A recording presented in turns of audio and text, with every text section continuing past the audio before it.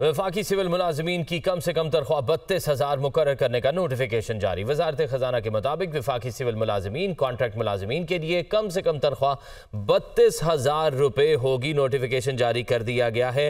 वफाकी सिविल मुलाजमीन की कम से कम तनख्वाह 32,000 रुपये बजट में मुकर्रर की गई थी। कम से कम तनख्वाह 32,000 रुपये के नोटिफिकेशन का इत्तलाक 1 जुलाई 2023 से होगा। आपको बताएं कि वफाकी सिविल मुलाजमीन की कम से कम तनख्वाह 32,000 मुकर्रर करने का नोटिफिकेशन जारी कर दिया गया है। बात करेंगे हमारे नुमाइंदे मुदस्सिर अली राना से। मुदस्सिर, बताइएगा मजीद।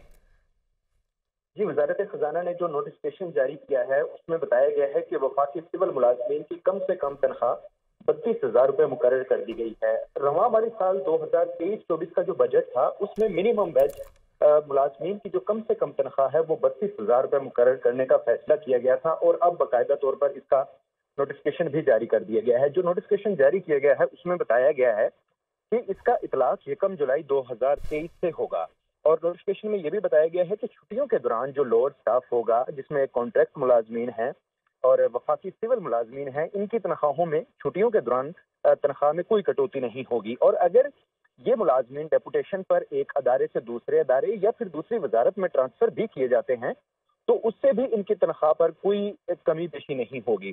जो नोटिफिकेशन जारी किया गया है उसमें बताया गया है कि जो मिनिमम वेज है ये रवां माली साल 2023-24 के बजट में मुकर्रर किया गया था और अब जो ये नोटिफिकेशन। मुदस्सिर अली राना तफसीलन आगाह कर रहे थे, आपका बहुत शुक्रिया।